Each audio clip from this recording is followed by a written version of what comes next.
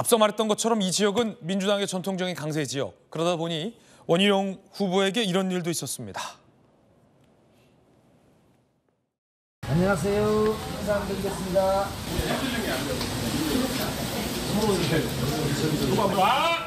안 받았겠다. 저기 가요. 이거 알겠습니다. 예. 사장님 아무나 드리지 마요 또. 뭐 먹었는데 왜 그래요? 기분 나쁘게. 알겠습니다. 아무나 드리지 마요. 아이고, 안녕하세요. 감사합니다. 원희룡 후보입니다. 안녕하세요.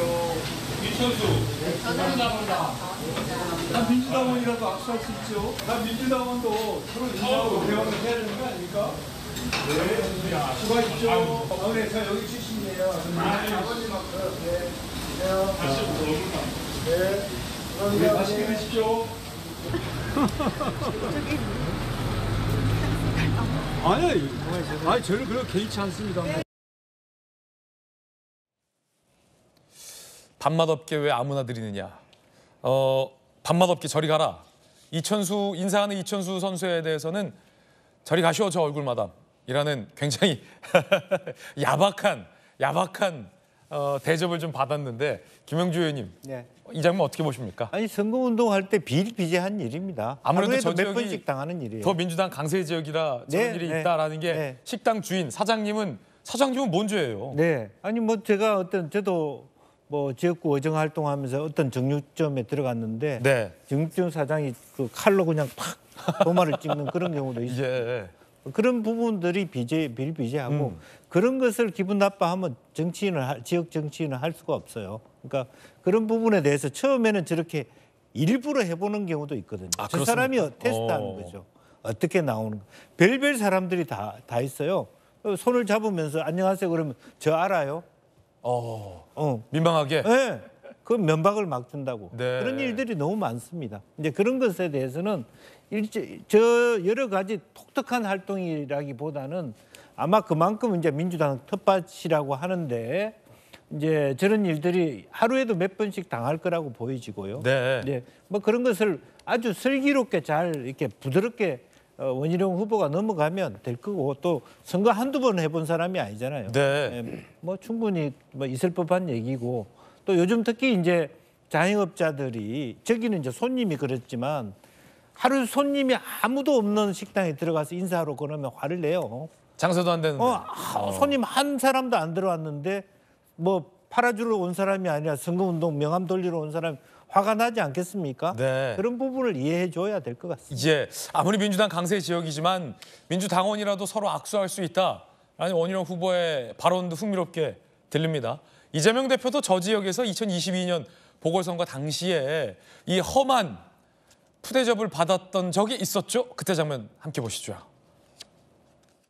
후보님 사진 하나 부탁드립니다. 먼저 얘기입니다.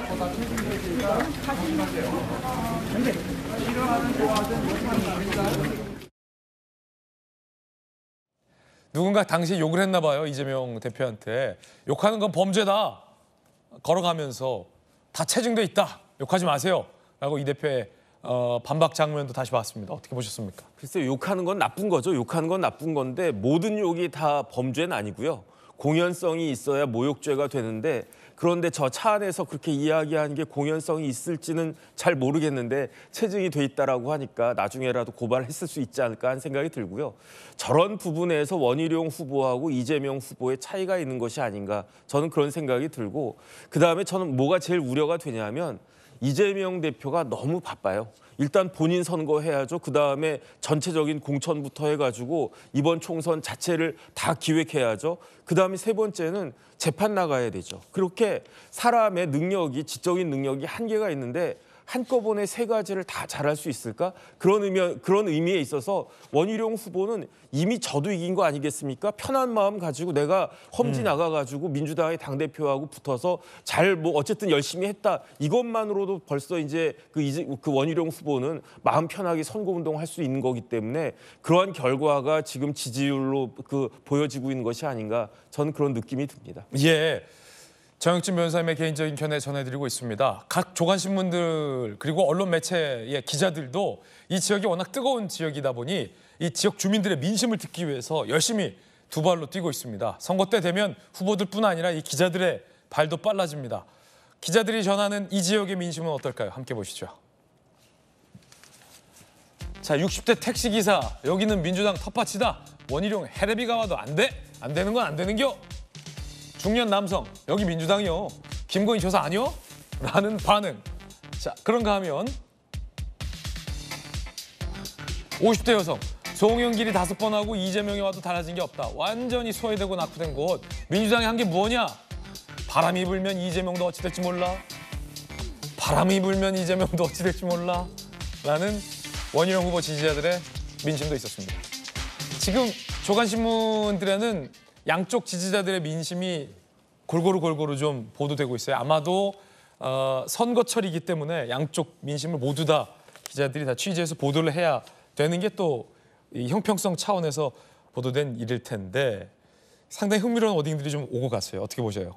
네, 지금 뭐 매우 재미있고요. 그리고 또 이제 뭐라 그럴까 그 이재명 대표께서 여기가 좀 이 지역이 전세 사기가 좀 당한 지역이에요. 그래서 앞에서 우리 그 앞에서 이제 자영업자들 장사 안 되는 것도 얘기했었지만 이재명 대표가 거기 가가지고 어떤 뭐 좀 전세 사기 특별법이라든가 이런 걸 얘기하고 그렇게 하는 거는 물론 이제 야당 대표 시절에 민주당이 180석 약간 안 되는 게 있었으니까 그때 통과시켰으면 더 좋았겠긴 하겠지만 지금이라도 어떤 이제 뭔가 좀 서민들에게 도움이 되는 공약 이런 것 등등을 하면은 그게 뭔가 좀 의미 있지 않을까. 그리고 특히나 그 지역에서 이 지역 자체가 이런 게 많기 때문에 좀 인 측면이 있고 그리고 실은 이게 좀 상징적인 곳이 될 수 있는데요. 인천이 총 14개의 선거구인데 이재명 대표가 뭐 질지 아닐지는 좀 더 우리가 지켜봐야 되겠지만 만약에 이재명 대표가 정말로 위태로울 정도가 된다. 그리고 송영길 대표가 돈봉투 논란에 휩싸였었는데 만약에 이재명 대표가 위태로울 정도 된다는 얘기는 민주당이 인천 지역 전체에서 위태로워진단 말과 비슷한 말이 되는 거거든요. 그런 점에서 좀 명령대전이 어떤 수도권 전체 판세를 좀 상징하는 곳이 되지 않을까 이런 생각이 듭니다. 조금 전에 저희가 화면으로 보내드렸는데 이 총선 빅매치에서는 양 후보의 이 대표 공약도 저희들이 소개합니다. 아무래도 이 계양을에 살고 계시는 지역 유권자들에게 중요한 정보이고 두 후보는 이번 총선에 상징성 있는 후보들이기 때문에 계양을 주민이 아닌 우리 시청자들과 국민들께서도 과연 어떤 정책과 공약들을 내세웠는지를 보시는 게 매우 중요한 정보라고 판단해서 저희 이 총선 빅매치에서는 이런 공약도 소개해 분석해 드립니다. 두 후보 다 지역 밀착형 공약을 내걸었어요. 이 대표는 방금 분석한 전세세기 특별법 개정 그리고 선구제 후구상 제도를 도입하겠다라고 지역 맞춤형 공약을 내걸었고 원희룡 후보는 바로 국토교통부 장관 출신이기 때문에 GTX-D 노선 작전 서운역을 추가하겠다라는 등의 굵직한 국토교통 공약을 내세웠습니다. 참고하시 바라겠습니다.